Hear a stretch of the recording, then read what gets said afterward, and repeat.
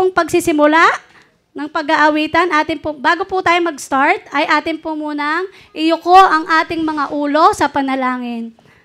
O dakilang Panginoon po namin nasa langit, lubos po ang aming pasasalamat at pagpuri sa inyong dakilang pangalan na kami po ay tinipon niyo po sa bulwagang ito upang magbigay ng papuri sa inyong napaka-banal na pangalan, Panginoon. Sa aming pong pag-aawitan, amin pong inaasahan at alam po namin na kami ay inyong ginagabayan ng inyong mga libo-libong anghel sa lugar na ito. Salamat po at patawarin po kami sa aming mga nagawang pag-uulang at pagkakasala. Sa matamis na pangalan ni Jesus na aming tagapagligtas. Amen. Okay, para po sa ating unang kanta, Maestro. Okay. Sino pong nakakaalam ng A Merry Heart? Okay, sabi daw po, ang luna sa anumang karamdaman ay masayang puso. At kung ang ating mga puso ay masaya, nagre-reflect po ito sa ating mga muka. Maaari ko po bang makita ang masasayang muka ng bawat isa? Ayan, unang-una kong nakita si Tita Divine. So, lalo po tayong gumaganda pag po tayo laging naka-smile. Para po sa ating unang kanta, A Merry Heart.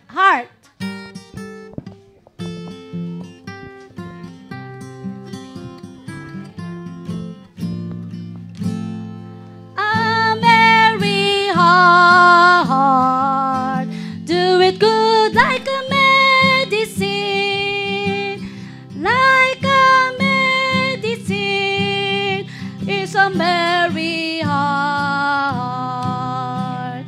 A broken spirit, dry at the bones, but a merry heart is the joy of the Lord. Tagalog po.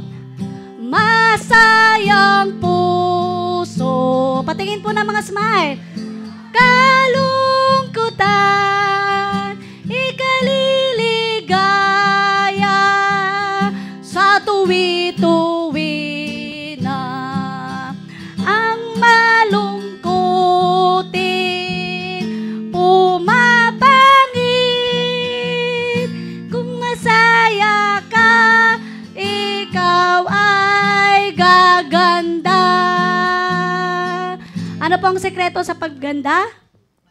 Masayang puso. Ano man po ang stress natin sa buhay ay atin munang kalimutan. Sa gabi pong ito, yan ang pinaka-regalo sa atin ng Panginoon. Ang regalo ng pag-asa, kung kaya tayo pong lahat ay naanyayahan na maging masaya sa tulong po ng ating Panginoon. Sa ating pong ikalawang kanta, ay atin pong kantahin ang With Christ.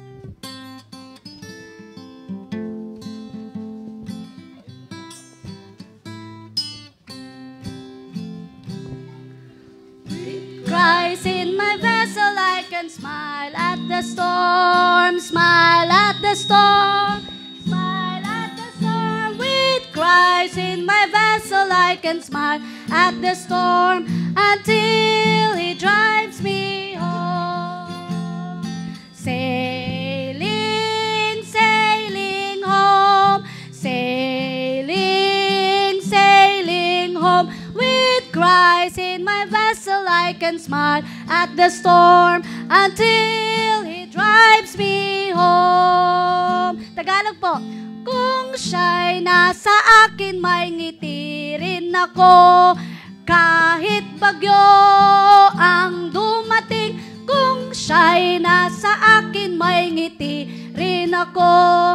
Hanggang ako'y kunin sa aking paglalakbay, sa aking paglalakbay. Kung siya'y nasa akin, may ngiti rin ako. Hanggang ako'y kunin. Medyo tahimik po ang ating crowd, ha? Sino pong kumain na? Ang hindi pa kumakain, taas ang kamay. May good news po, lilipas din po ang gutom. Okay po.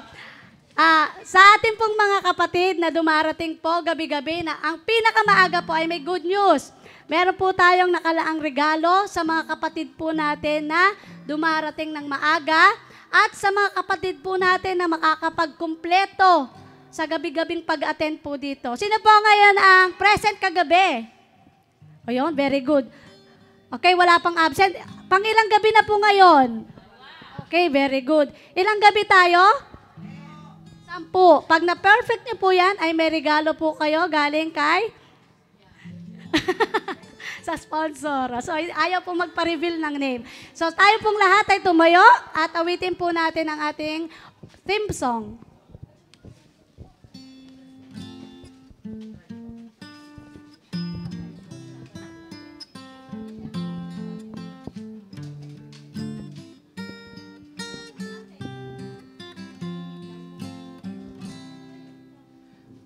Noon ako sa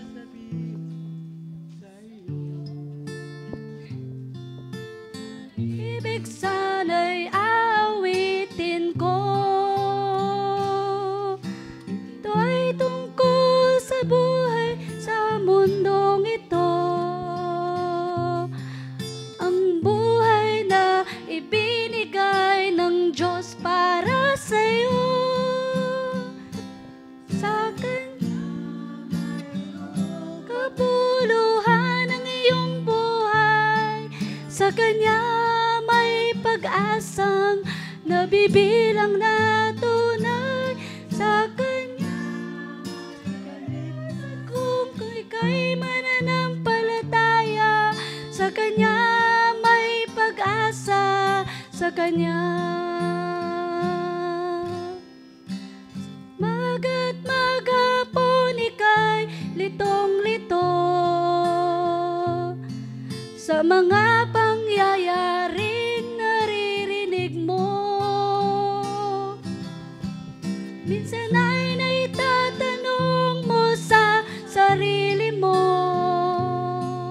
kung saan patungo ang buhay sa mundong ito. Sa Kanya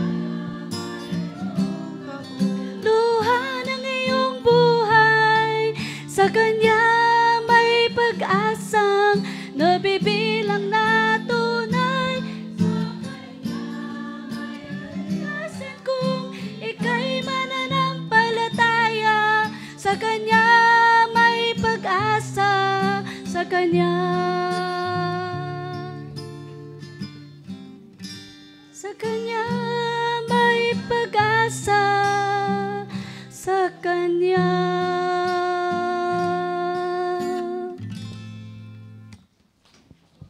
Tayo po'y manalangin. Atin pong iyo ko ang ating mga ulo. Dakila at mapagpala po naming Diyos, aming dalangin sa mga oras na ito, na kami inyong samahan sa aming pakikinig sa inyong mga salita. Nawa ang mga salitang ito ay tumatak sa aming puso't isipan, patuloy naming magamit sa patuloy na pagkilala namin sa inyo. Ganon din, O Diyos, kilusin ang puso ng bawat isang naririto, na siyang inyo pong tinawag upang makapakinig ng inyong mga salita. Nawa patuloy niyo po silang iparamdam niyo po sa kanila ang pag-ibig na kanilang hinahanap sa mundong ito. O Diyos, alam po namin na may mga tao pang nahihiya. Ngunit alam po namin, O Diyos, na sila po inyong tatawagin at sila ay inyong patuloy na pagpapalain, babasbasan, Panginoon. At sa mga oras pong ito, sa aming pagsisimula, aming dalangin, O Diyos, na wala nawang maging aberya sa aming mga gamit, ganun din sa mga bagay na magiging hadlang sa aming pakikinig, nawa, Panginoon, ay tulungan niyo po kami. At lalo't higit ang inyong libu-libong anghel ang siyang pumalibot sa amin upang sa ganon, Panginoon, wala kaming maging aberya sa pakikinig. Marami pong salamat, O Diyos, at pakalinisin kami sa aming mga kapagkukulang at pagkakasala. Ito po ay aming dalangin sa pangalan ni Jesus.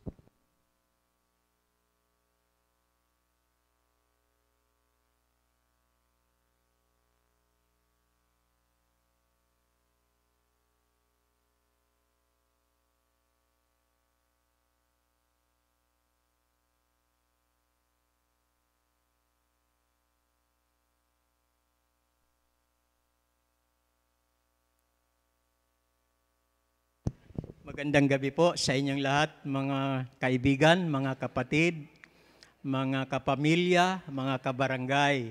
Magandang gabi po sa inyong lahat. Sino po ang nandito kagabi? Pwede po bang makita ang kamay ninyo? Maraming salamat po. Maraming salamat po. Ako po ay nagpapasalamat sapagkat alam ko po na hindi aksidente na kayo ay pumunta dito. Kayo po ay inakay ng banal na espiritu para makinig ng kung anuman ang ating mga pag-usapan po sa lugar na ito. Kayo po ay welcome lahat at tayo po ay matamang makinig. Ang una pong bahagi ng ating papakinggan ay ang tungkol sa kalusugan na ito po ay ibabahagi ni Sister Bing Grijalbo. Uli, kami po ay nagpapasalamat sapagkat kayo po ay kasama namin ngayong gabi. Nawa po ang banal na espiritu ang siyang patuloy na maggabay sa atin upang sa atin pong pakikinig ay marami po tayong matututunan. Salamat po.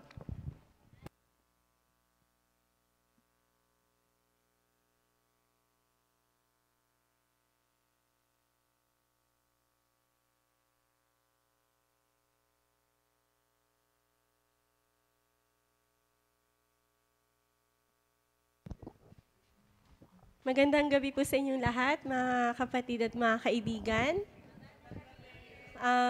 Nagpapasalamat po ako na kayo po ay naandito. Masaya po kami na makasama po kayong lahat. Ang topiko ko po ngayong gabi ay meron pong kinalaman sa tubig.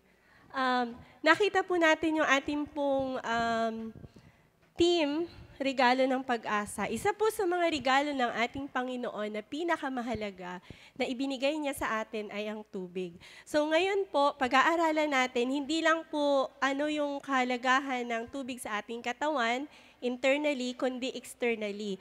Nire-request ko po yung aking pong mga kaibigan. Meron pong, magde-demo po ako dito ng isang water therapy treatment. At i-request ko po na dito po, ilagay po dito sa gitna.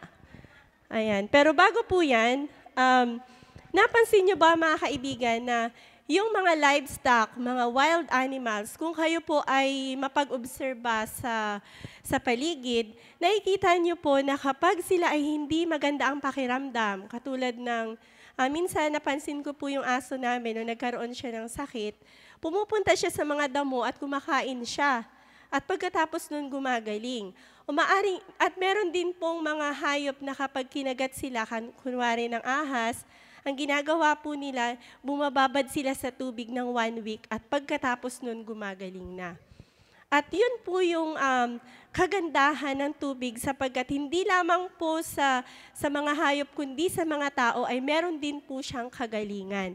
Ngayon pong gabi ay bago ko po gawin yung demo, gusto ko pong malaman muna or maintindihan natin kung bakit ba yung simpleng tubig lang ay nakakapagpagaling ng iba't ibang klaseng karamdaman. Kung kayo po ay nabisita na ng ating pong mga kaibigan ng mga Seventh-day Adventist, meron po kaming book na tinatawag na Water Therapy na 83 different kinds of diseases yung pwede pong mapagaling sa pamamagitan lamang ng tubig. At noon po, hindi ko pa masyadong maintindihan. Subalit noong 2019, nagkaroon po ako ng pribilehiyo na makapagkuha ng short course about water therapy treatment. At simula po noon, nagpapasalamat ako sa Panginoon kasi ginamit po yung water therapy na yon na mapagaling, especially po yung father ko, dahilan sa nagkaroon po siya ng stroke. So, at sa pamamagitan po ng water therapy, gumaling po siya. Pero bago po yun, bakit ba nakakapagpagaling po ang water? Ang sabi po sa pag-aaral, 80% ng ating pong body ay composed ng water. So kung imagine niyo po yung ating pong katawan, 80% po niyan tubig. At ang sabi po dito, yung millions ng ating mga selula ay kinakailangan na para siyang pinapaliguan. Hindi naman sa binababad, kundi kinakailangan na constantly ma-washed siya or mahugasan. At yun din po yung nagiging transportation, like yung ating pong blood, ay meron siyang composed ng water at yung mga waste natin, o yung mga nutrients, yung oxygen, yung nutrients na kinakailangan pong i-distribute sa ating katawan, ay kapag palagi po tayong umiinom ng maraming tubig, mas madali po yung transportation makapunta po sa iba't ibang sa sistema po ng ating katawan. At ganoon din po yung mga waste. So kung may marami tayong mga basura sa ating katawan na gusto nating matulungan yung ating sariling gumaling, kinakailangan din pala po na uminom tayo ng sapat na tubig. At ayon din po sa pag-aaral, halos kinakailangan daw po ang sapat na tubig na ating mako-consume everyday is 8 glasses of water. Tama po, Doc? Ayan, 8 glasses of water ang kinakailangan natin para ma-nourish at para maalis yung mga waste ng ating pong katawan. At isa pa po, ang sabi po ng isang well-known author, mga 1800s to 1900s, siya po'y nabuhay. Ang pangalan niya po ay si Ellen G. White. Ang sabi po niya, ang the best na ibinigay pala po sa atin ng Panginoon na regalo sa atin, katulad niya, regalo ng pag-asa. Pero meron din po tayong pag-asa kung tayo po'y dumating sa ating pong karamdaman. Ang sabi po, ang pinaka-the best na ibinigay ng kalangitan ay ang tubig. Ayan, kung atin lamang daw pong maiintindihan yung science behind kung bakit nakakapagpagaling ang tubig, ay magtataka tayo, napakasimpleng bagay, bakit kaya gumaling ang isang tao. At gusto ko pong i-share sa inyo yung karanasan ko. Katulad po, ang sabi po niya, sabi po ni Ellen G. White, ang sabi po niya, kapag yung natutunan nyo yung mainit at malamig sa paggawa ng mainit at malamig na aplikasyon, marami sana daw po ngayon na nasa libingan na ngayon, ang buhay pa sana kung nalaman po nila yung mga pamamaraan ng pagpapagaling sa pamamagitan lamang po ng tubig. So, katulad po ng mainit, ang ginagawa po ng mainit, kapag sinok nyo po or binabad nyo yung inyong skin sa mainit na tubig, ang ginagawa po niyan ay binubuka. At kapag naman po binuntog nyo or ibinabad nyo siya sa malamig, ang ginagawa naman po ay kumikipot. So, imagine nyo po, kapag na-stroke ang isang tao, tinutulungan yung mag-ehersisyo yung mga blood vessels niya. So, bumubuka, sumasara, bumubuka, sumasara. So, one time, 2019 po, ay babalik ko po yung storya. 2019, before po na pandemic, nagkaroon po ako ng pribilehiyo na makapasok ng short course about water therapy. Online course po siya sa US. At nagpapasalamat ako kasi hindi ko alam na pagdating pala ng panahon, magagamit ko yun dahil na-stroke yung tatay ko po. So kalahati ng kanyang katawan, hindi makagalaw. So nung habang kami po inaandun sa hospital, sabi ko, Lord, ano kaya ang pinaka gagawin ko? Ang sabi ng doktor po, maghanda kayo ng 500,000 open cut operation niya ng papa mo dahil nabuong dugo. So sabi ko, Lord, wala kaming pera. Pero nagtitiwala ako sa iyo dahil sa tubig, sabi mo gagaling, pero tulungan mo ako. Doon po sa hospital, nakita ko po, merong water dispenser, merong mainit na tubig at merong malamig. Ang ginawa ko po, nagpadala lang ako ng maliit na planggana. At ang ginawa ko po doon, dahil hindi ko siya maibabad, kumuha lang ako ng tuwalya. Ganito po. So, dalawang ganito. Ang ginagawa ko po, binababad ko siya sa mainit. 3 minutes na dinadampi ko po doon sa part na merong problema. So, dahil hindi siya, ang ginagawa ko po, idinadampi ko po yun. Mapagod, pero very rewarding. And pagkatapos po, malamig naman. So, 3 minutes na mainit, 1 minuto sa malamig. Napapansin ko po, medyo pumupula. So, ibig sabihin, may dumadaloy na tubig, na dugo. Nasabi ko, wow, magandang sign ito. Pero after 3 days, nailabas mo namin siya sa hospital. Ang ginawa ko na po ay ibinabad ko na siya mismo sa mainit na tubig. 3 minutes po doon, so kayang tiisin. Kumuha po ako ng planggana na medyo malaki na maibababad ko yung kanyang kamay. So yung dalawang kamay niya, ganun din po, 3-1. So 3 minutes na mainit, 1 minuto sa malamig. At pagkatapos po nun, sa paa naman, matrabaho po siya pero ang ginagawa ko po nun 3 times a day. Isa sa umaga, isa sa tanghali, isa sa gabi. Pero nung alam ko pong medyo may changes na, ginawa ko na lang pong 2 times a day hanggang sa isang beses sa isang araw. And praise God po dahil after 3 months, nakakalakad na yung tatay ko. Napakabuti po ng Panginoon. Talagang siya po kahit po sabihin natin na wala tayong katulad na pang therapy, pero kapag naintindihan po natin yung kung bakit nagpapagaling ang tubig, ay maa-amaze po kayo. At hindi lang yun yung ginawa ng Panginoon, pinakita din po sa akin na after 6 months, ang na-stroke naman po yung asawa ng best friend ng papa ko. Sabi niya, Bing, di ba gumaling yung tatay mo, nakalakad siya ulit. So ano yung ginawa mo? Sabi ko ganito. So kaya po, gusto ko po kayong umattend ulit kasi sa mga susunod na gabi, merong pong ile-lecture din yung mga ibang magle-lektura sa atin kung ano naman yung kahalagahan ng nutrition. So balance po. So nutrition plus water therapy, kapag combine nyo po sila, isang napaka-epektibong pamamaraan po yun. So, anong nangyari po, na-witness ko din, ang difference lang po nung asawa ng best friend ng father ko, ay 12 days na siyang na-stroke. So, medyo matigas na po yung kanyang kamay. At napansin ko po na malamig yung kanya pong lower extremity sa kayon dito po niya.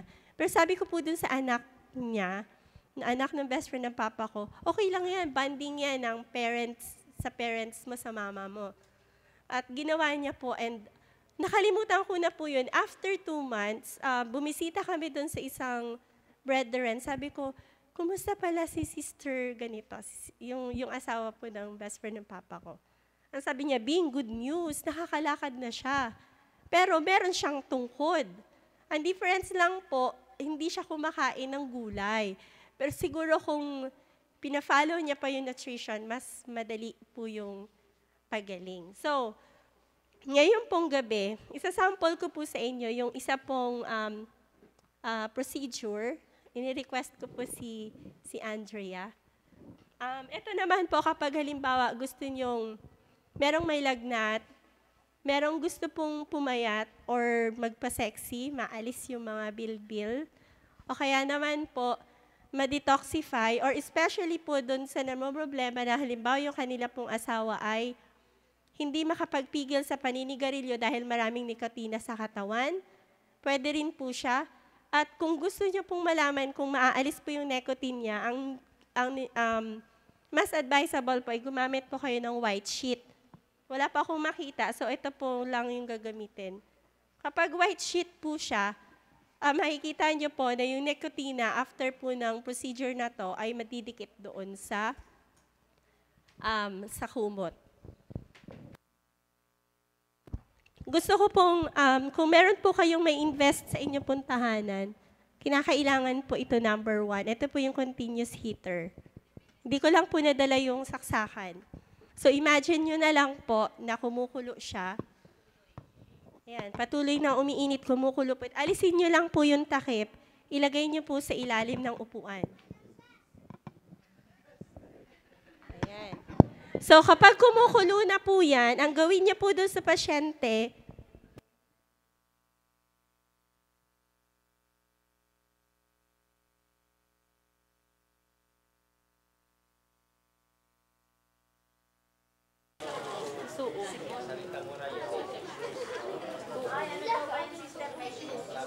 Opo, wala po siyang shoes. Ayan. Kung gagawin niyo po yun. Walang damit. At kinakailangan po kapag gagawin niyo po yun, sarado po yung mga bintana para hindi po siya mapapasukan. Hangin. Ang hangin. Parang sauna. So halimbawa na lang po ay nasa loob siya ng kwarto.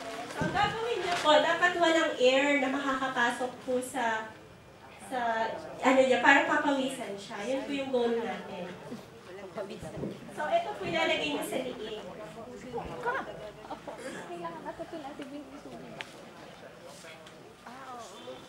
Noong COVID po, marami pong natulungan nito dahilan sa napagaling sila dahil sa water therapy na po. Ito naman po, ang gagawin nyo, nandito yung water. Assuming na lang po na babasain natin para hindi mabasa yung ating pong model. Isusok nyo po ito sa tap water. Yan, pagka-soak nyo po, ilulubog nyo po siya, ilalagay nyo na po siya sa noo ng pasyente. Ang dahilan po, para hindi, yan, sulat akong itik na nadala, para hindi aakyat yung init po sa ulo niya, para ma-regulate po yung init. And kung wala naman po kayong ganito, ito po yung pinatahi namin na parang gown, pero kung wala po kayo, pwedeng gawin niyo po yung garbage bag or plastic. Pero kung makakapagtahi po kayo nito, kung meron kayo namang, bili na lang po kayo ng tela, parang sa parachute po ito eh.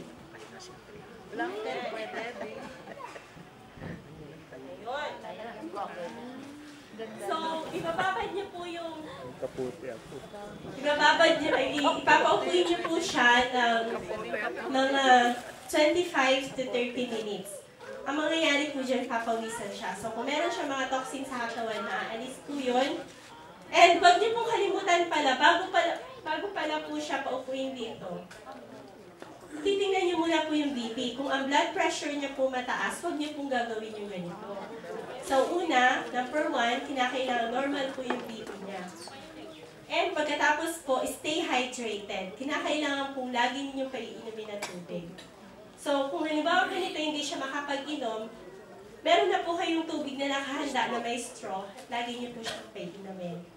And after po nun, pagkatapos po ng procedure na to, alisin mo na, pinapawisan na yung ating model. 25 to 30 po.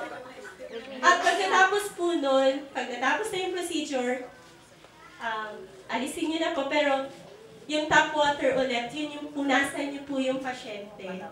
Buong katawan, tapos tuyo agad na damit.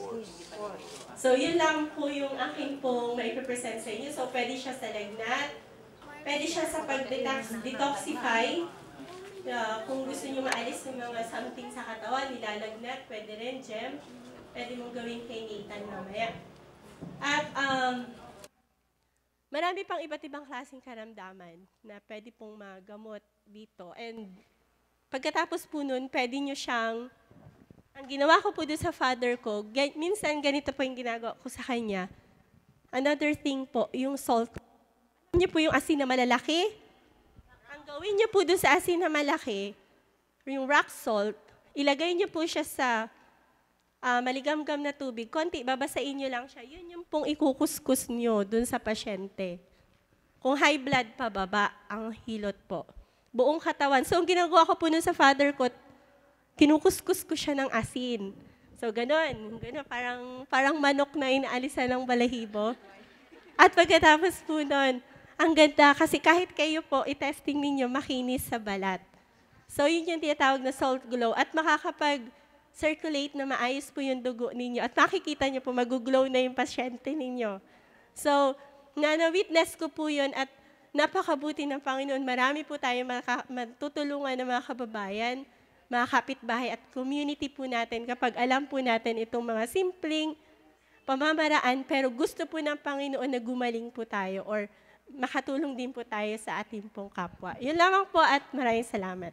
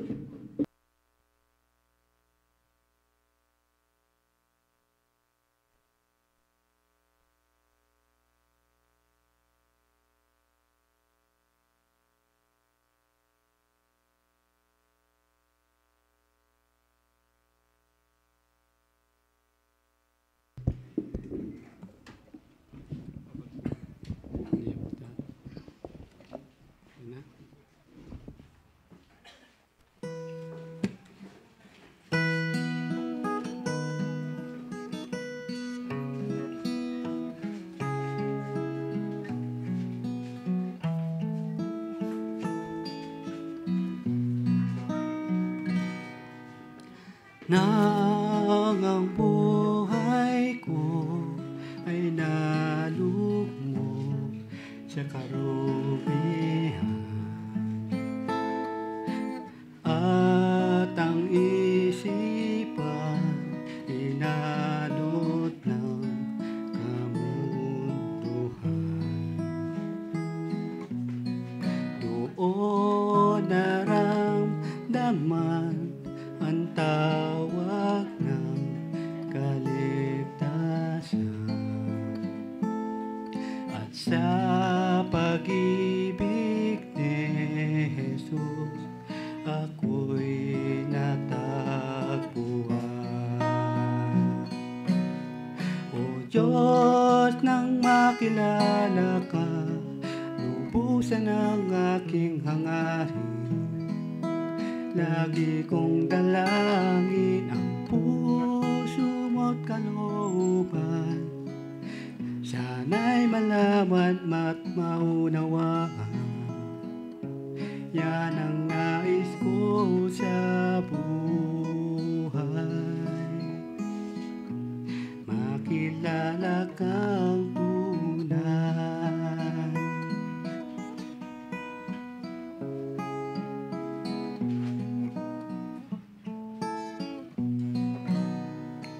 Kung nawawala ang tuwa't sigla sa buhay ko, sa puso ko'y tila pananalig ko'y naglalaho.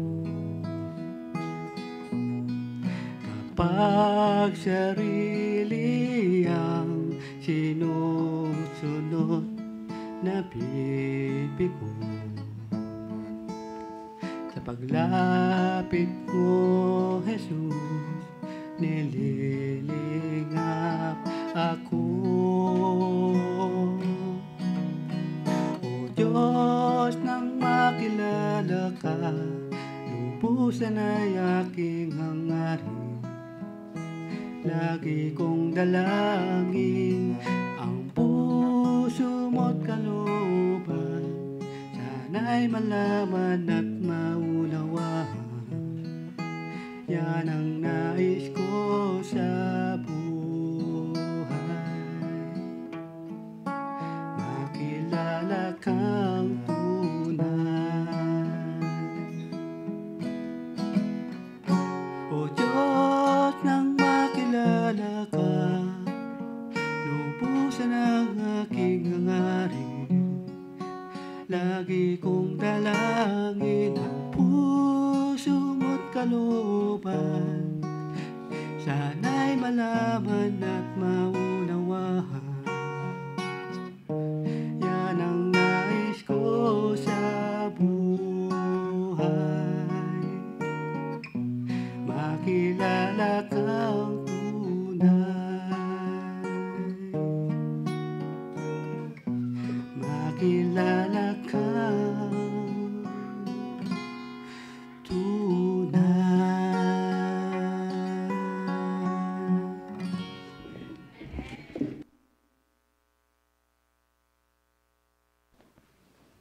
Thank you po.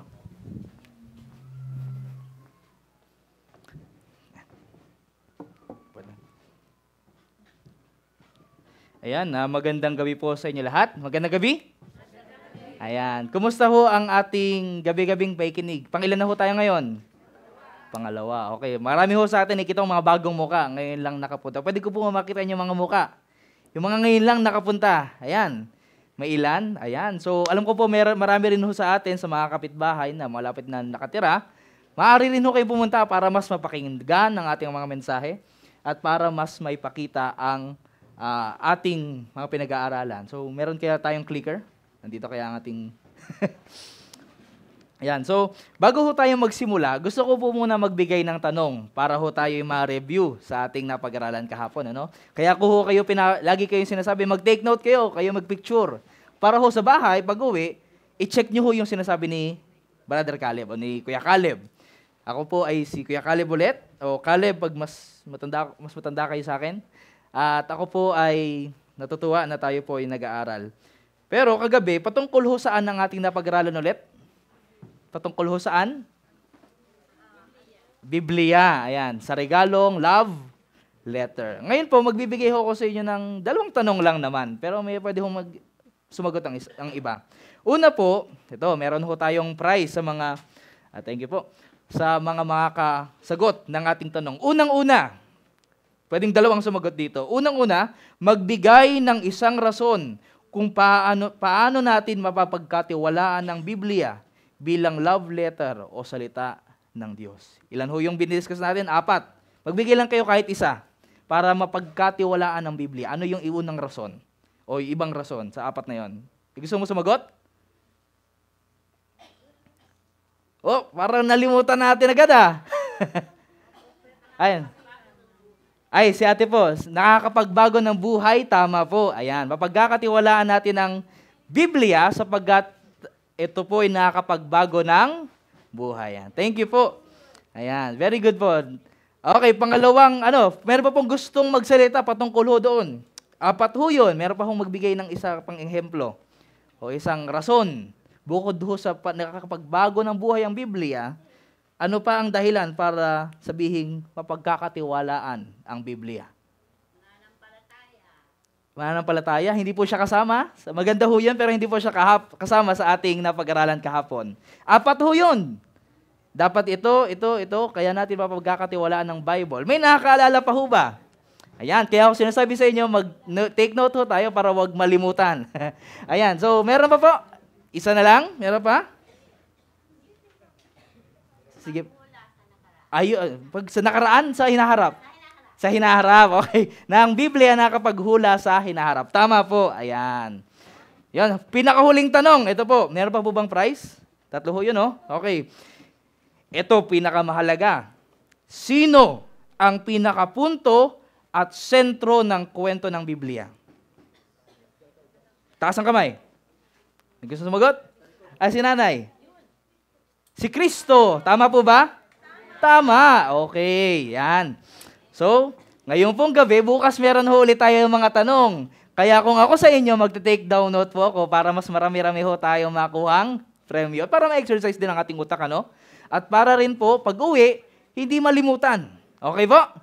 Okay. Ngayon po, dadako na po tayo sa ating panibagong leksyon. At welcome po muli sa ating mga bago at mga bumabalik na mga kaibigan sa ating temang regalo ng pag-asa.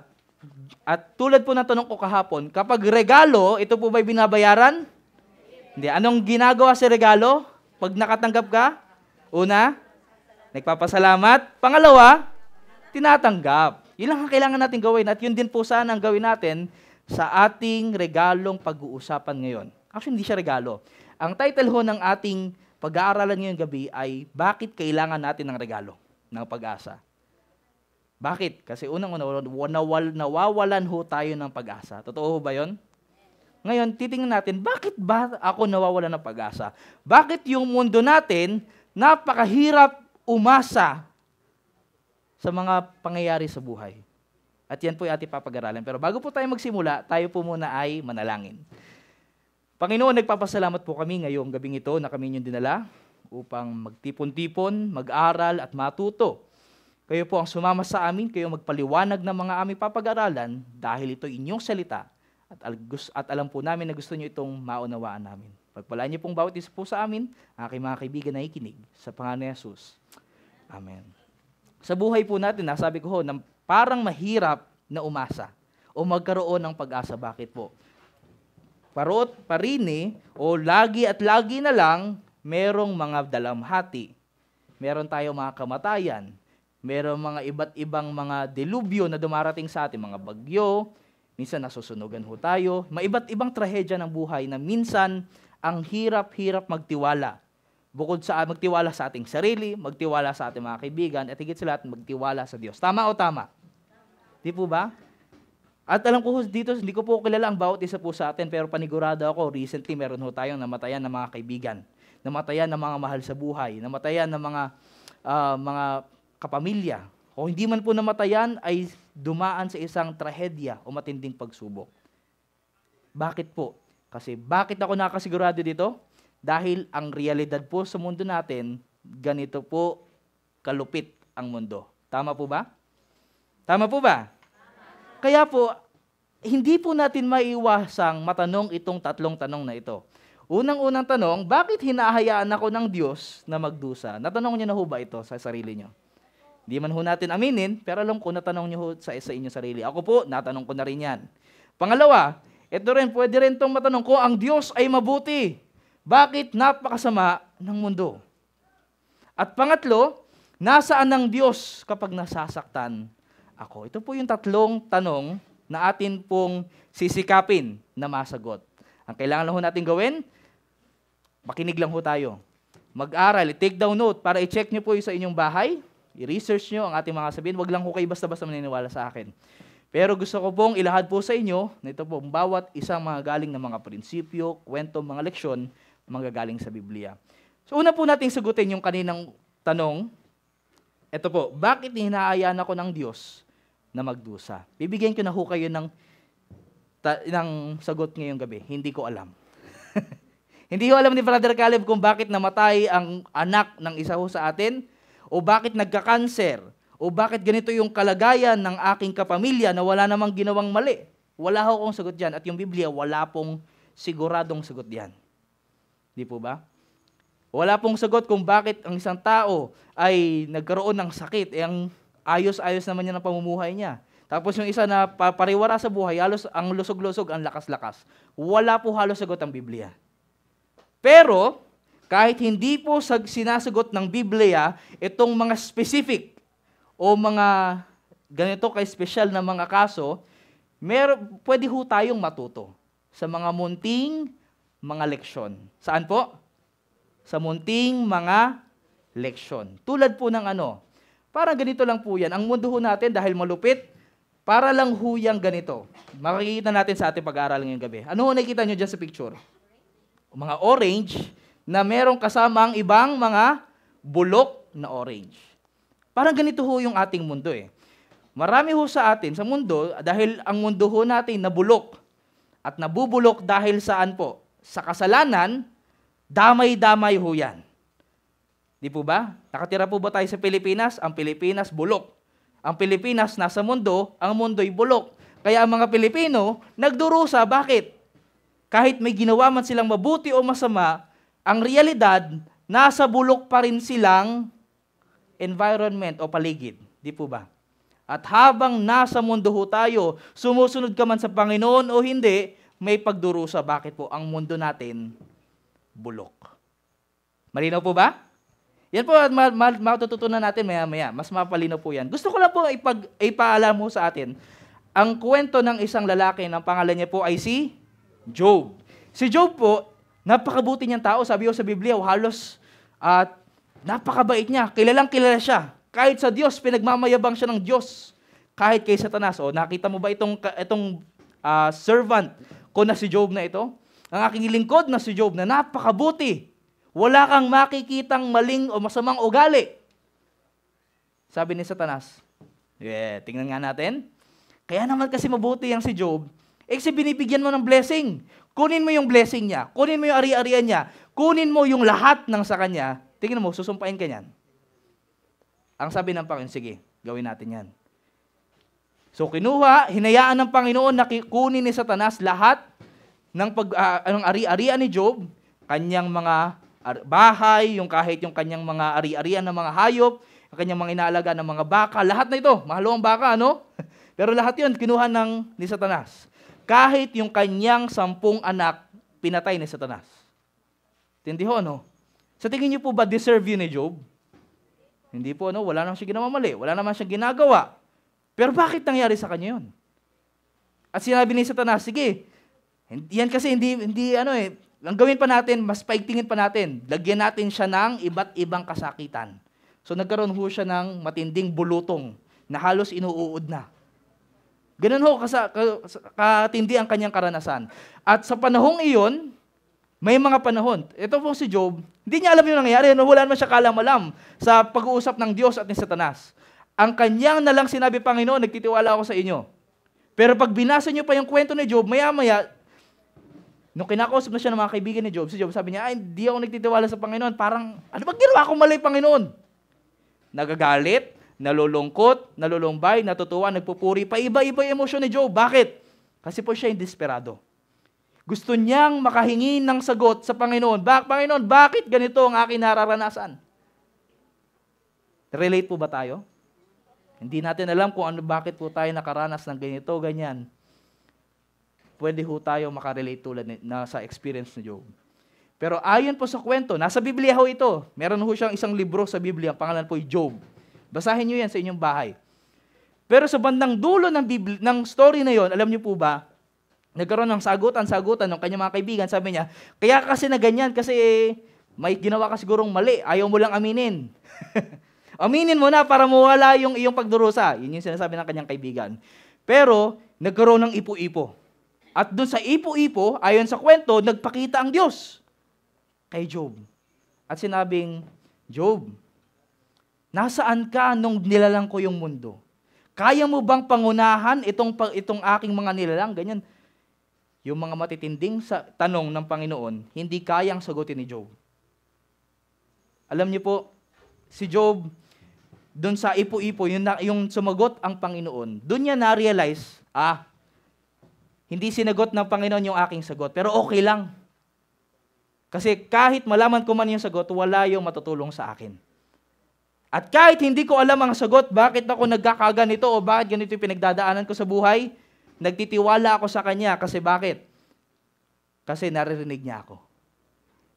Kasi alam niya ang aking pinagdadaanan. At ready siyang sumagot sa akin. Kaya po ang leksyon, natutunang magtiwala ni Job kahit hindi niya alam ang tunay na rason ng kanyang pagdurusa. Sabi ko ho kanina, wala hong sagot kung bakit namamatayan tayo ng mga magulang, hinahayaan ng Panginoon mamatay ang ating mga anak, bakit nagkakaroon ng trahedya sa ating buhay. Pero sana po ngayong gabi, sana po ipag-alis natin sa lugar na ito, magkaroon ho tayo ng isang attitude na kahit hindi natin alam ang sagot kung bakit tayo nagkakaganito, magtitiwala pa rin tayo sa Diyos. Okay po ba yan? Kasi, sisipin ho natin, what if alam natin yung dahilan kung bakit tayo nagkaroon ng sakit? O bakit namatayan ho tayo? Bakit nagkaroon ng mga trahedya? Sa tingin niyo, makakatulong din yun sa inyo? Na malaman niyo kung bakit? Marami, isa po ang kaibigan, nagka-cancer siya. Pero ngayon po gumaling na siya sa cancer. Sabi niya, alam mo yung cancer, sabi niya sa akin, yung cancer na yon galing sa kanyang pinagtatrabahuhan na pabrika. So, hindi niya alam kung sino yung nag-expose sa kanya. Pero sabi niya, nagpapasalamat ako hindi sa akin ni-reveal ng Panginoon kung sino yung nag-expose sa akin sa radiation. Kasi kung malaman ko man, baka magalit pa ako sa kanya. O ako ano magawa ko. Di po ba? So okay na minsan na hindi natin alam. Ang kailangan lang natin magtiwala sa Panginoon. Okay po ba yan? Malinaw?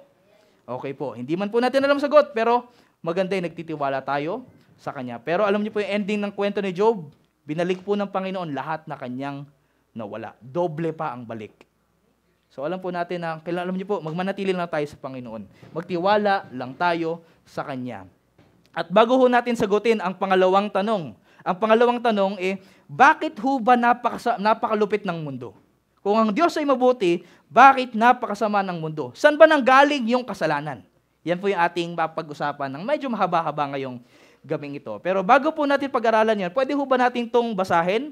1, 2, 3, go! Ang hindi umiibig ay hindi nakakakilala sa Diyos, sapagkat ang Diyos ay, ito po, kung meron man ho tayong matatandaan bago ho tayo sa ating gabi-gabing pag-aaral, ang Diyos ay pag-ibig. Wag ho natin kalilimutan yon. At dahil Diyos ay pag-ibig, alam niyo po, nilalang niya po ang ating mundo. Ganito ho nagsimula ang ating mundo. Nilalang niya ang mundo dahil sa pag-ibig. Para lang ho yung ating mga nanay o tatay. Para ho yung mag-asawa. Yan po ang aming pamilya. Meron po akong 3 kapatid. Ayun ho, nakadilaw ang aking kapatid na bunso. Ayan. Wala ho lang ho dito ang aking mga magulang. Pero yan po ang aking mga magulang. At alam ko ho, mayroon tayong mga magulang, tayo po may asawa. Bakit ho natin gustong magkaanak? Ito yung tanong ko sa inyo. Bakit gusto natin magkaanak? Para masaya, di po ba? Meron nga ako narinig nagsabi, para may mag-aalaga sa amin pag matanda na ako. Ang selfish mo naman. Di po ba? Kaya tayo, nagkakaroon ng anak. Bakit ho tayo? Bakit? Kasi mahal na mahal niyo yung asawa niyo, na sobrang mahal niyo yung asawa niyo, gusto mo nang ma-share yung pagmamahal niyo. At gusto niyong bumuo ng isa pang object ng inyong pagmamahal. Tama o tama? Pag hindi ganun ang dahilan kung bakit gusto niya magkaanak, naku po, kawawang anak niyo.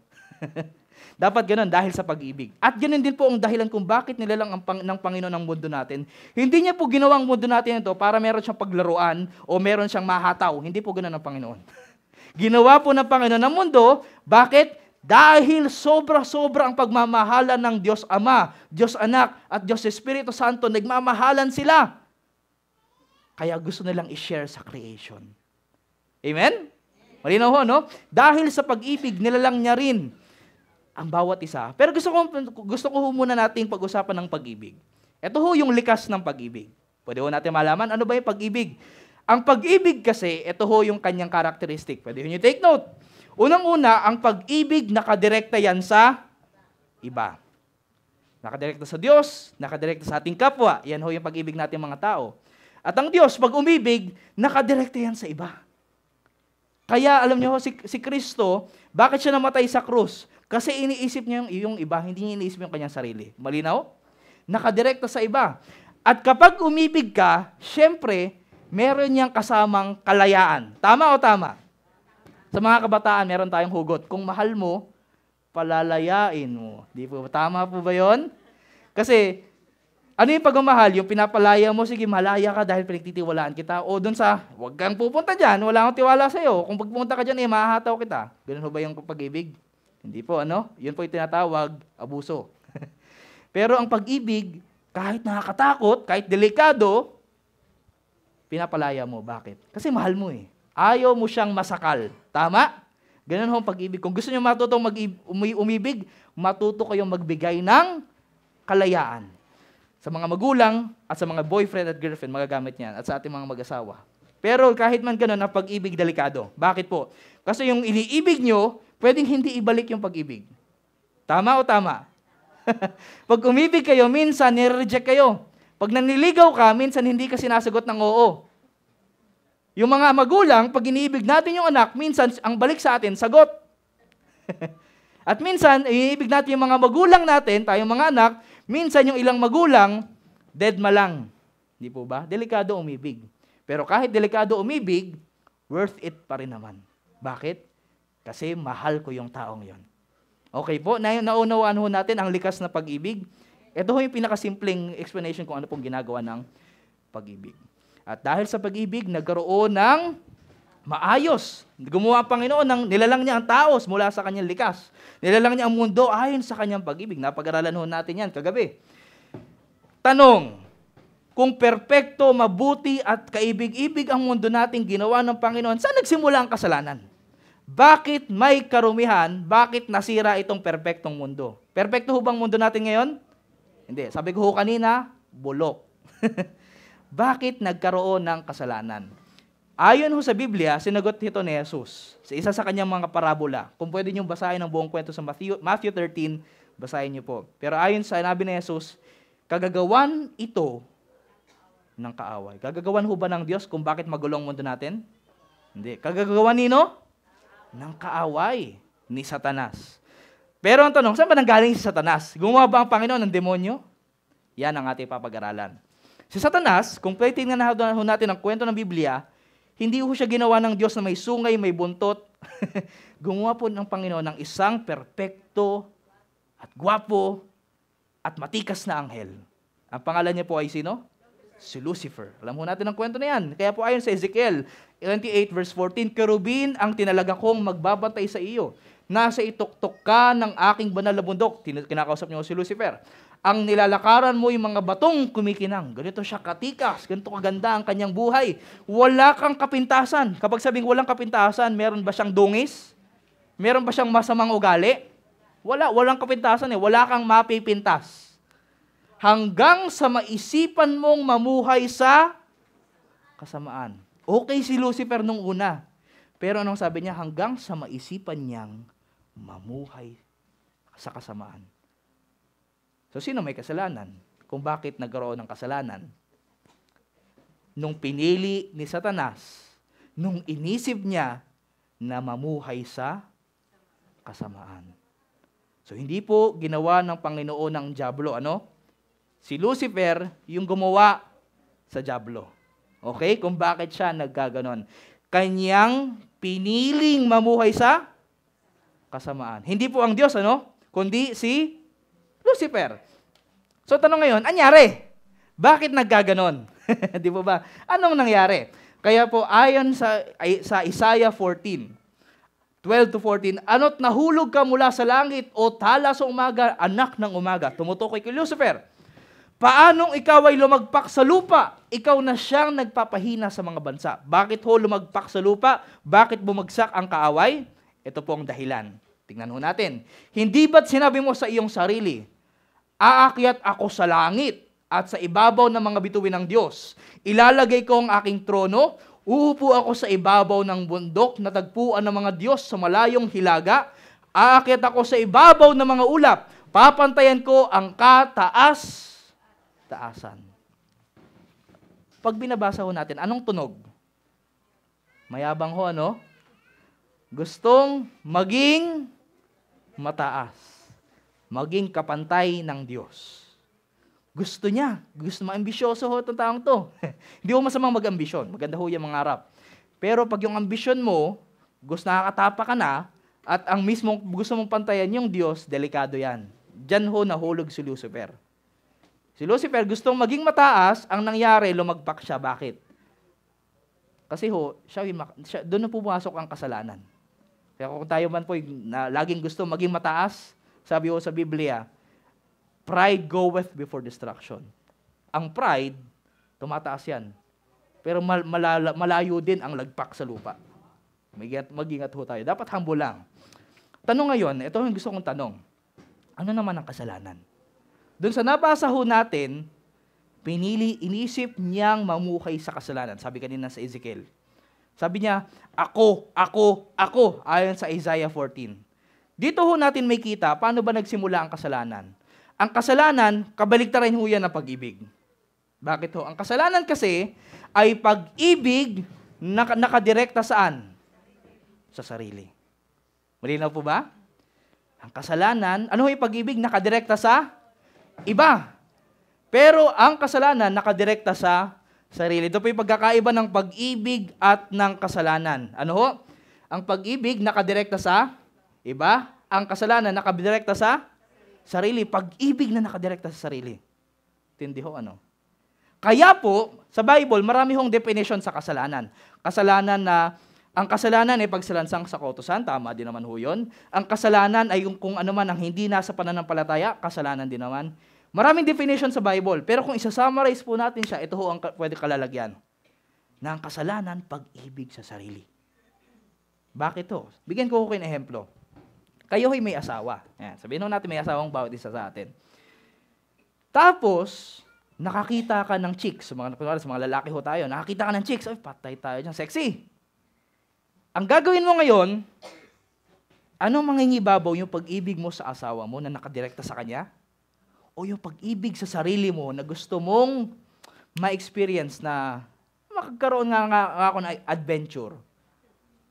Anong mangingibabaw? Yung pag-ibig mo sa iba o pag-ibig mo sa sarili? Pag pinangibabaw mo yung pag-ibig mo sa sarili, yun yung tinatawag na pagkakasala. Okay po? Pero pag-ibig sa iba, yun ho, mas lalo pang titindi ang ating pag-ibig. Kung mas pinili natin ang ating asawa, okay. Okay po ba? Yun ang dahilan kung bakit merong away sa pamilya, kung bakit merong away sa mag-asawa, tatay, nanay, magulang, kaibigan. Bakit? Inuuna kasi ang sarili. Meron ho ba kayong kaaway ngayon? Hindi pa kayo nagkakaayos? Try nyong isipin yung kapakanan nila bago yung sarili nyo. Try nyo lang. Tingnan nyo yung mangyayari. Bakit ho? Ang kasalanan kasi iniisip ang sarili. Pero pag iniisip nyo ang iba, doon kayo matututo kung paano umibig. Kaya alam niyo po si Kristo, hindi niya po kailanman inisip at inuna yung kanyang sarili. Kaya napakagaling niya magpatawad ng kaaway niya. Pinanalangin niya pa nga yung mga pumako sa kamay niya sa krus. Bakit? Kasi ang pag-ibig niya hindi nakadirekta sa sarili. Nakadirekta sa iba, sa atin. Ganun pong pag-ibig ng Diyos. Amen? Okay. Sana ho'y maging malinaw yan. Pero ang tanong, bakit naging masama si Lucifer? Ganito lang ho yan. Para ano ho nakikita niyo sa picture? Buko. Tanong, ang buko ho ba ay mabuti o masama? Sigurado kayo? Mabuti, bakit? Kasi merong, tinatawag ko itong tree of life. Bakit? Meron ka ng inumin, meron ka ng pagkain, pwede ka ng gumawa ng bahay, meron ka ng bubong. Mabuti ho, ano? Pero ang buko, ginagawa rin ho yan bilang lambanog. Ang lambanog, mabuti o hindi? Mabuti siguro sa simula, ano, masarap po ang ilan po siguro na umiinom na lambanog dito. Pero pag kinalaunan, pag naging addiction, mabuti o masama? Masama na yan. Sabi nga ho, meron nakita sa Facebook, nanonood siya ng isang matanda sa TV, maya-maya, nakakailang tungga na daw siya ng lambanog. Tapos maya-maya, parang nagiging maganda na raw yung matanda. Bakit? Kung iba na yung nakikita, bakit? Yung lambanog pumapasok na sa isip. Nagiging masama na. Ganito rin ho si Lucifer. Lahat at lahat ho tayo. Meron ho tayong kakayanan na maging mabuti at maging masama. Ganito yung estado. Meron ho tayong tinatawag na kalayaan sa pagpili. Malinaw po ba yon? Pero alam niyo po mamaya, tignan po natin ito. Nauna ako. Pero balikan ho natin ang kwento ni Lucifer. Gusto niyang tumaas, gusto kong mapatayan ng Diyos, nilabanan niya yung Diyos. Kaya ayon po sa Revelation 12, 7-9, nagkaroon ng labanan sa langit. Bakit po? Pagkaraan nito ay nagkaroon ng digmaan sa langit. Si Miguel at ang kanyang mga anghel ay nakipaglaban sa dragon at sa mga kampo nito. At dito nagkalabanan na yung kampo ng Diyos at kampo ng kaaway. Natalo ang dragon at ang kanyang mga kampon at hindi na sila pinayagang manatili sa langit. At itinapon ng napakalaking dragon ang matandang ahas na tinatawag na Diablo at Satanas na nandaraya sa buong sanlibutan. Itinapon siya sa lupa kasama ang lahat ng kanyang mga kampon. Dati nasa langit ang mga anghel na ito. Pero nung pumasok ang yabang, pinabagsak siya ng Panginoon. Malinaw po ba? Kaya, ang nangyari, dito sila pumunta. At yung kaaway, syempre, pag siya'y bumagsak, gusto niya rin merong ibang babagsak na kasama niya. Totoo ho yun, ano?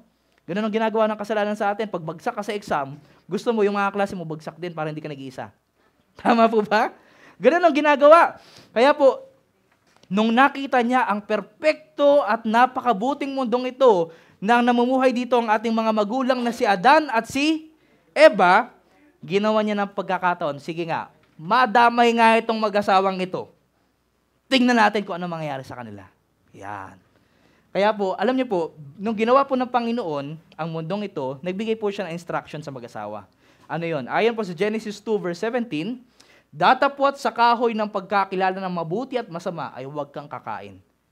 Ano ang pangalan ng puno?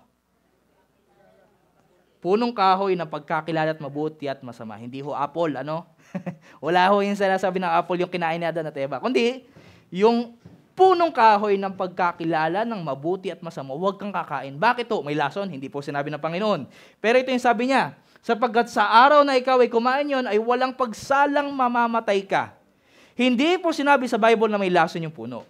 Pero, ang papatay sa kanila, ang magsasanhi ng kanilang kamatayan ay yung paglabag nila sa Panginoon.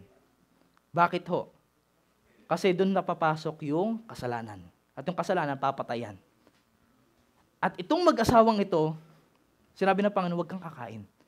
Hindi po dahil gusto ng Panginoon, trap ko nga itong mag-asawa na ito, tignan natin ang mangyayari. Hindi po ganun.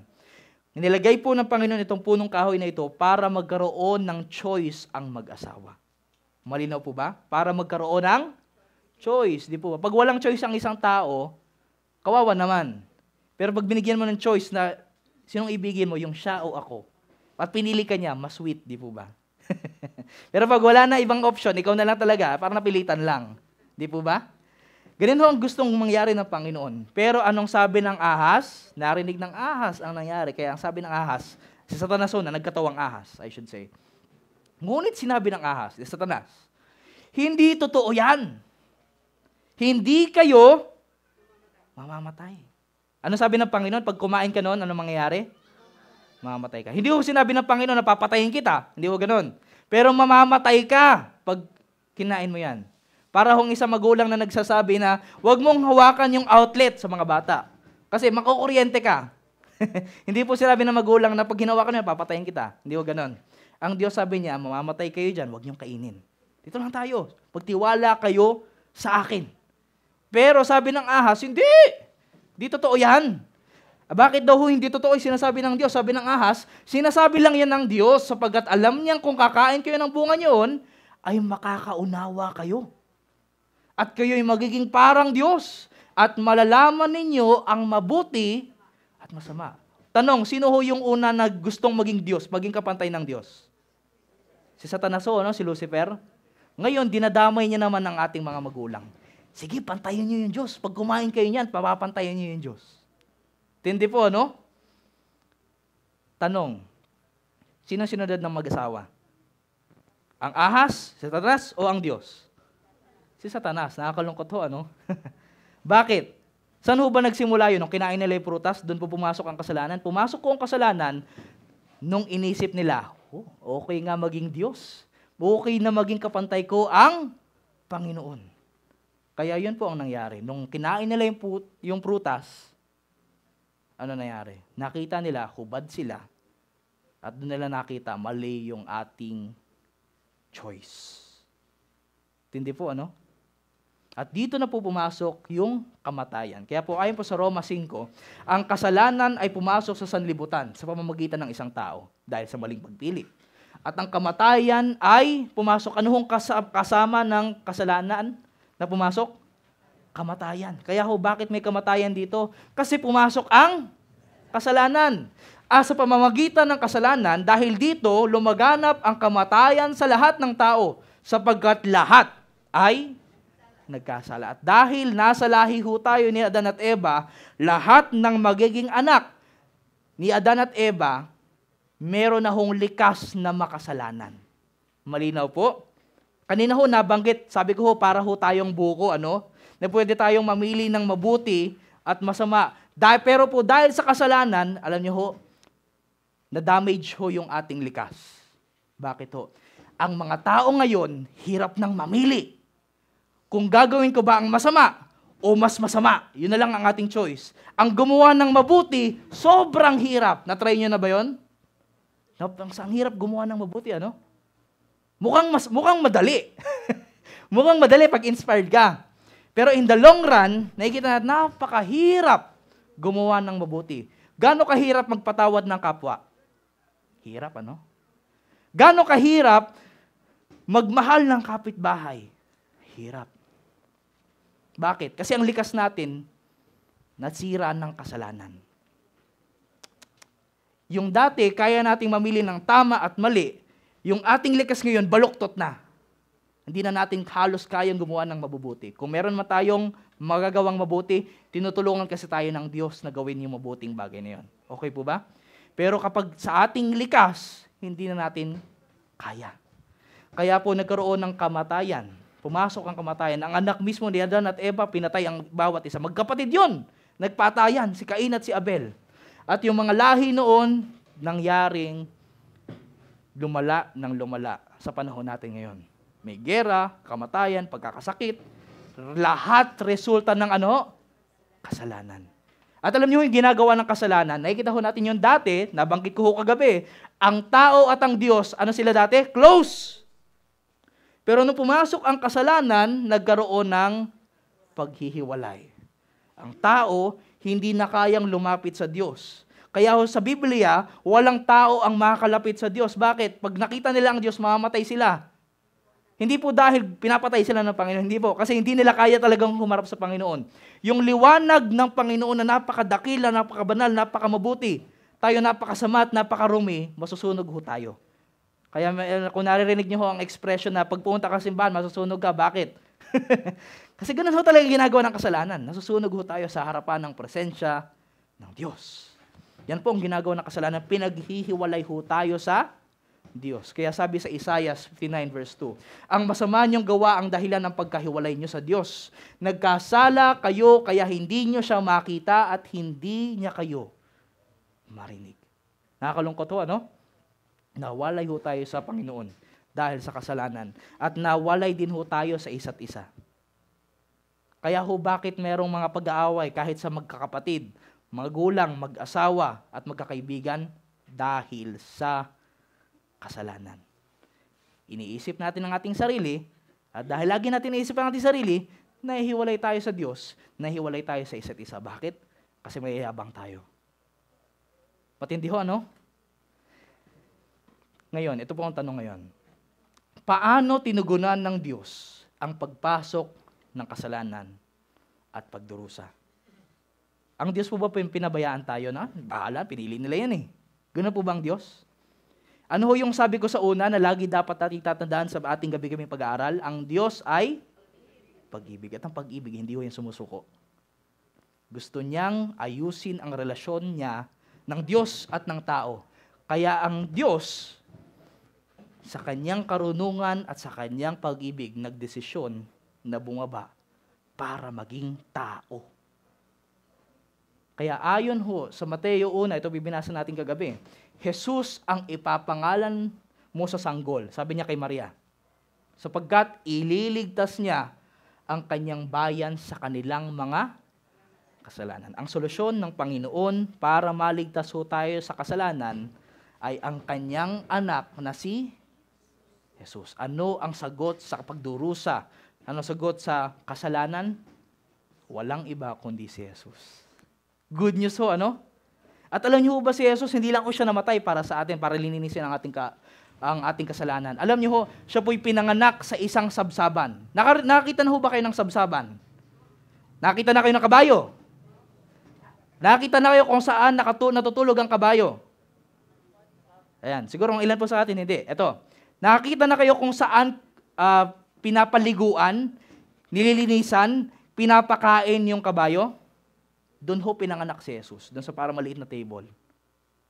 Doon ho pinanganak siya. Kawawa, ano? Kung tayo feel natin, mahirap ho tayo. Baka siguro nga pinanganak tayo sa ospital. Si Jesus, wala nga ho siyang ospital na pinanganak. Lumaki din siya sa isang lugar na hindi ho maganda. Hindi ho, itong puting kahoy, maayos-ayos na nga ho ito eh. Kahit barong-barong ang ating tirahan, ayos na rin kasi mababait ang mga taga-puting kahoy. Tama po ba? Okay, mababait daw. Pero si Jesus, lumaki siya sa isang lugar na ang pangalan ay Nazareth. Ito, bato-bato lang yung kanilang bahay. At ito sa Nazareth, dyan ho yung pugad ng mga magnanakaw, ng mga snatcher. Doon ho lumaki si Jesus. Isipin nyo. Parang gangsta. yung kanyang kinalakihan na lugar, punong-puno ng mga masamang tao. Pero si Jesus, natutong magmahal. Magmahal. Magmahal. At siya'y, natempt din. Siya'y dumaan din sa temptasyon. Pero siya po'y nagtagumpay. Si Satanas mismo ang nagsabi sa kanya na, gawin mo nga itong tinapay itong bato. Sambahin mo nga ako. Pero sabi ni Jesus, nasusulat. Ginamit niyo ang Biblia bilang sandata laban sa temptasyon ng kaaway. At ano pong ginawa niya? Ginawa niya pong lahat para makatulong sa mga naaapi, makatulong sa mga mahihirap, at magpagaling sa mga nahihirapan at mga may sakit. Ganda po, no? Si Jesus, hindi ho madali ang buhay niya. Pero natutunan niya pa rin magmahal ng kapwa. At yun din po yung tinatawagan niya po tayong gawin. Pero alam niyo po, kung tayo man po ay may kaaway, o tayo po ay na-betray, napagtaksilan, si Jesus din po yung napagtaksilan ng isa sa kanyang mga matalik sa kaibigan, na kaibigan, si Judas, di po ba? At siya po ay, alam niyo sa Biblia, ang tawag ko kay Jesus, ayon sa Isaiah 53 verse 3, ang tawag kay Jesus, pwede po ba natin sabay-sabay basahin? 1, 2, 3, go. Hinamak at hinitinakwil siya ng tao, isang tao ng kapanglawan at bihasa sa kalungkutan. Ano hong tawag kay Jesus? Siya ay nireject at siya ay bihasa. Sanay na sa lungkot. Tindi ho, ano? Kung ang Diyos na sinasamba niyo ay sanay sa lungkot, sa tingin niyo po ba mauunawa niya pag nalulungkot tayo? Sa tingin niyo po ba? Sa tingin niyo po ba pag nalulungkot tayo, galit siya sa atin? O nauunawaan niya kapag tayo malungkot? Nauunawaan niya. Kapag tayo'y umiiyak, nagtatanong sa kanya, sa tingin niyo ano yung attitude niya? Sa tingin niyo po ba, sino itong nagtatanong na ito? Di ko nga kaya sagutin. Ganun ho ba siyang Panginoon? Hindi. Ang ginagawa ho ng Panginoon, sinasabi niya, anak, alam ko kung ano pinagdadaanan mo. Kasi ako mismo napagdaanan ko yan sa bulupa. Kaya intindi ko kung ang iyong puso ay durog. Kung ikaw ay may dinadalang pagsubok, alam ko yan. Dahil si Jesus, anong tawag sa kanya? Bihasa sa kalungkutan. So kung tayo po'y malungkot, may namimiss, kung tayo po'y may dinadalang pagsubok, huwag na ho tayong lumapit sa ating mga katropa. Huwag na ho tayong uminom sa alak, lumapit sa alak, sa yosi, para magkaroon ng tulong. Lumapit na ho agad tayo kay Jesus. Doon, may solusyon. Sa alak, sigarilyo, siguro merong solusyon sa konti, pero in the long run, yung solusyon mo, sira yung baga mo. Di po ba? Kay Jesus, may solusyon. Sa lahat nilang dalamhati ay nagdadalamhati rin siya. Kaya po yun ang dahilan. Kung si Jesus dinala lahat ng pagsubok, kasalanan sa mundong ito, dinala niya rin ang pagsubok mo sa krus. Alam niyo po, marami kasi nag-iisip na yung dinala ni Jesus sa krus ng Kalbaryo, bawat latigo, bawat latay sa kanya, mga kasalanan. Totoo naman ho yun. Pero hindi niyo po naiisip na ang lahat, dinala niya rin ho doon lahat ng paghihirap, pagdadalamhati at bigat na dinadala ng tao, kasama niya ring dinala sa krus. Yung paghihirap ni Brother Caleb, yung paghihirap ni Kuya James, paghihirap ni Kuya Joby, lahat ho sa atin dito, dinala niya lahat yun. Tindi po, no? Kinaya niya yun. Kaya po, at ito po yung kanyang dinala at ipinako sa krus. Ganda po, no? John 10:10, naging tao rin si Jesus. Ginawa niya ito, hindi po John 10:10, ito po Hebrews, mali po ang lagay ko dyan. Hebrews 4, sabi dito, naging tao rin si Jesus, ginawa niya ito upang sa pamamagitan ng kanyang kamatayan ay mawasak niya ang dyablo, na siyang may kapangyarihan sa kamatayan. Paano niya mawawasak si Satanas? Sa pagiging tao, para sabihin, wag mo nang patayin yung anak ko. Dadalhin ko na lang yung pagkakasala nila, lahat ng dalamhati, ako na lang yung patayin mo. At ganoon ang ginawa ni Jesus sa krus ng Kalbaryo. Pero hindi alam ng kaaway, yun din yung paraan ng Panginoon para talunin siya ni Jesus. At alam niyo po mga kaibigan, sa krus ng Kalbaryo, doon natalo si Satanas. Wala na siyang kapangyarihan para sirain yung buhay mo. Wala na siyang kapangyarihan para ikaw ay loko-lokohin. Wala na, tapos na yun. Nung napatay si Jesus sa Kalbaryo, ang ginagawa niya na lang, panghinaan yung loob mo. Pero dahil kay Jesus, meron po tayong sagot. Meron po tayong lakas. Kaya sabi sa John 10:10, ito mismo yung verse John 10:10, hindi pumarito ang magnanakaw, si Satanas, kundi upang magnakaw, pumatay at pumuksa. Ako'y naparito, sabi ni Jesus, upang sila'y magkaroon ng buhay at magkaroon ng kasaganahan nito. Amen? Kaya po ang imbitasyon ho sa atin, magpapatagal pa ho ba tayo natanggapin si Jesus? Magdadalawang isip pa ho ba tayo na, sige, okay pa naman ako dito. Ito yung comfort ko dito ako lumalapit palagi. Mamaya na si Jesus, bukas na lang yan. Ang tanong ko sa inyo, meron po ba tayong dinadalang pagsubok ngayong gabi? At huling tanong na pwede po natin tanungin ngayong gabi, nasaan ang Diyos kapag nasasaktan ako? Nalaman ho natin kanina, alam ni Jesus, pinagdaanan niya pala lahat ng pinagdaanan ng tao. Alam niya yung sakit ng pamumuhay sa malupit at bulok na mundong ito. At sabi doon sa Isaiah, lahat ng pagdadalamhati ng tao, nagdadalamhati din siya. Kaya pwede natin sabihin ngayong gabi, wala man kayong naintindihan sa sinabi ni Kuya Caleb, pero ang sana maintindihan ho natin ngayong gabi, nasa ng Diyos pag ako'y nagdurusa, kasama ko. Pwede po ba natin sabihin ngayong gabi, kasama ko ang Diyos. 1, 2, 3, go! Kasama ko ang Diyos. Naniniwala ho ba tayo sa ating sinabi? Hindi po ito dahil sinabi ni Kuya Caleb. Ito po yung sabi ng Biblia. Okay po? Kaya po ngayong gabi sa ating, meron po tayong mapakinggan na mensahe ng awit. Pag nilayan ho natin ang ating mga problemang dinadala ngayon, na gusto nating ilapit sa ating kaibigan at Panginoong si Jesus upang tanggapin ang regalo ng pag-asa.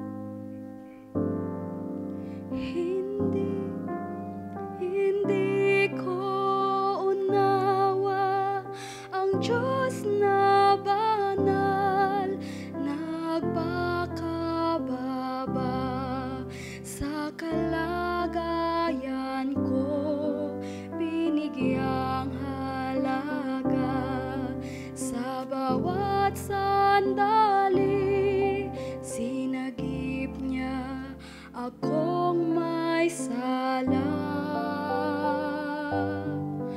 Kung aking iisipin pagkabayubay niya sa krus, kundi sa Kanya ako'y maliligaw.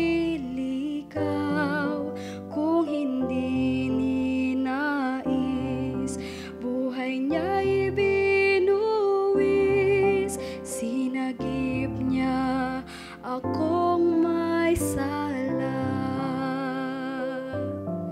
Sinagip niya akong may sala, O Diyos, sinagip niya akong may sala. Luklukay nilisan Kanyang kaharian, sinagip niya akong may sala.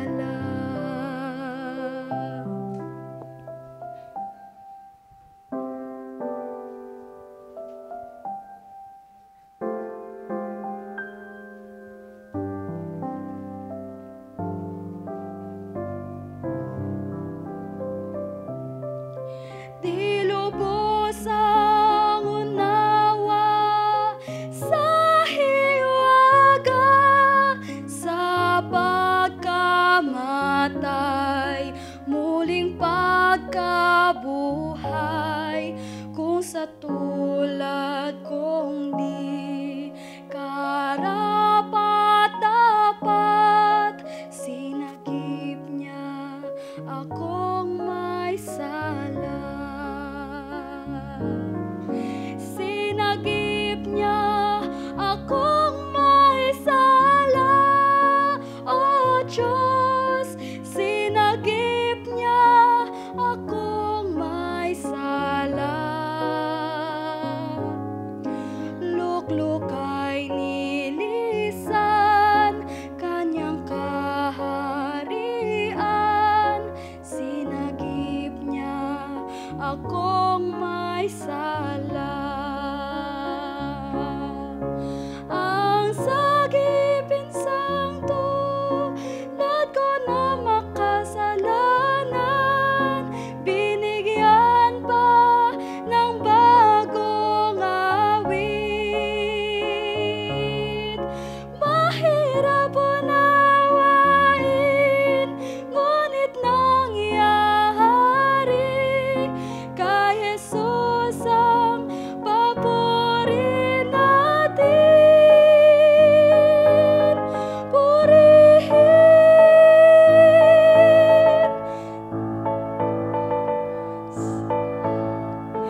sinagip niya akong may sala, O Diyos, sinagip niya akong may sala.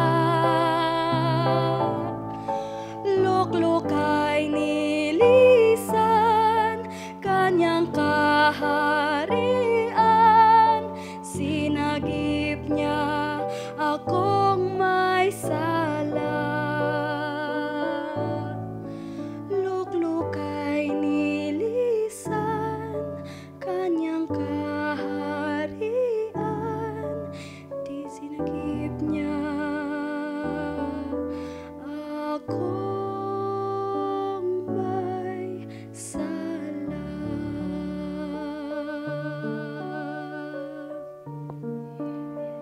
Akong may sala.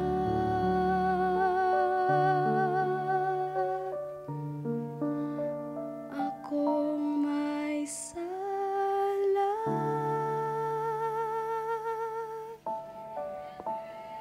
Malinaw po ba ang ating napag-aralan ngayong gabi?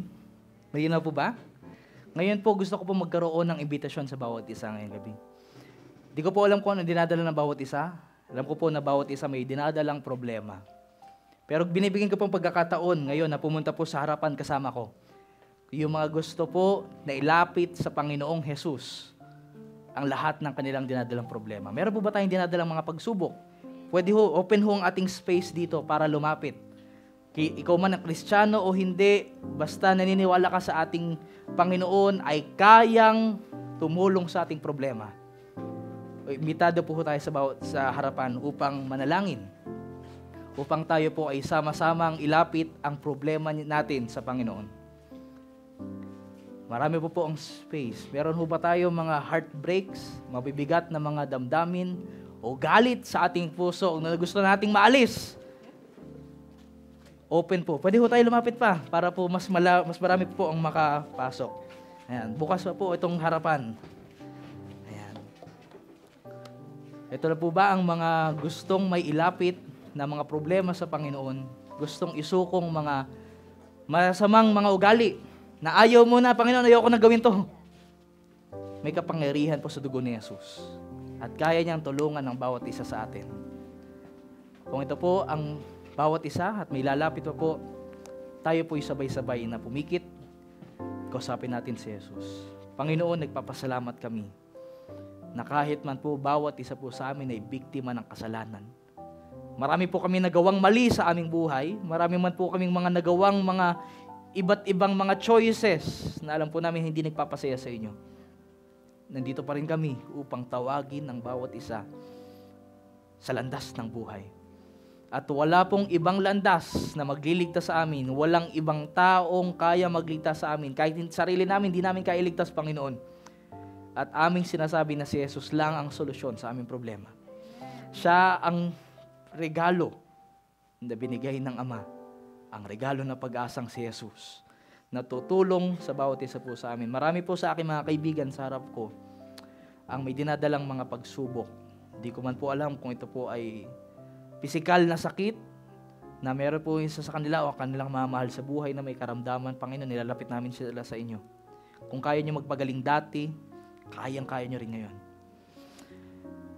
Marami rin po sa amin ang may mga ugali na gusto ng tigilan, ayaw ng lapitan.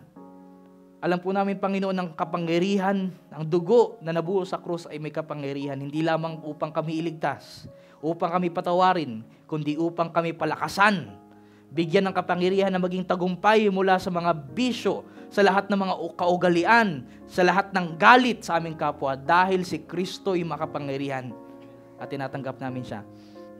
Pinapanalangin ko rin po ang bawat isa na nawalay sa kanilang pamilya, malayo sa kanilang mahal sa buhay, at di po namin alam kung ano pong kalagayan nila. Protektahan niyo po ang mga malalayo po naming mahal sa buhay, ang aming mga anak na hindi namin kasama, mga aming mga magulang, kapatid, mga asawa, at mga anak, at mga kasintahan na malayo po sa amin. Protektahan niyo po sila.